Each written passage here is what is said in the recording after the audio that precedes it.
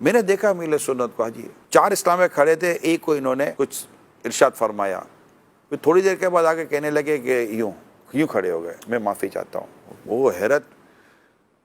ایک تو یہ کہ مجھے سب کے سامنے آپ کو نہیں کہنا چاہیے تھا، ایک اپنے ہم سب ایک ہی ایک، دوسرا یہ کہ یوں نہیں، پھر تحفہ لائے، یہ لائے، عیدی لائے، یہ لو، اچھا بول دو میں نے معاف کیا، اچھا بول دو میں نے معاف کیا، اب وہ بولے ہی نہیں میں نے معاف کیا۔ ایسے اگر میں کہوں کہ کوئی 20 کیس امیل سنت کے اس طرح کے ہیں۔ ایک دفعہ ہم لوگ نماز کے تھے تو امیل سنت جہاں اقامت دیتے تھے نا، وہیں آ کر ایک شخص نماز کے لیے کھڑے ہو گئے، وہ فرسٹ ٹائم آئے تھے،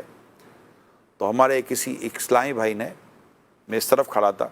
کسی اسلامی بھائی نے اس کا ہاتھ پکڑ کر اس کو پیچھے ہٹایا۔ باپ رے باپ، جو امیل سنت کی طبیعت میں جو بے چینی میں نے دیکھی، آپ فرماتے ہیں تو نے کیا کیا آپ نے؟ یہ مسجد ہے، کسی کی جگہ ہے، اگر وہ کھڑا ہو گیا تو آپ اس کو ہٹا دیا، اس سے معافی،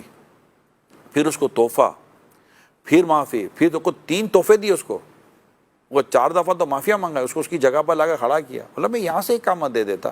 اس کو ہٹانے کی کیا ضرورت ہے؟ ایسا یار میں نے تو اتنے ان کے یہ انداز دیکھے ہیں معافی مانگنے کے، کیا بندہ شرمندہ ہو جائے،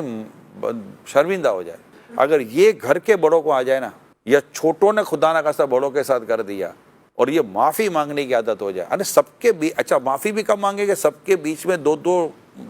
دل کے 2 ٹکڑے کر دیے، ٹھیک ہے، اب احساس ہوا، اب وہ جو 10 گھر کے جو 4 افراد کے سامنے آپ نے بے عزتی کی، معافی الگ سے کریں گے، میسج کر دیں گے آپ کو کچھ کہہ دیا تھا معاف کر دیجئے گا، یار یہ کوئی ہے؟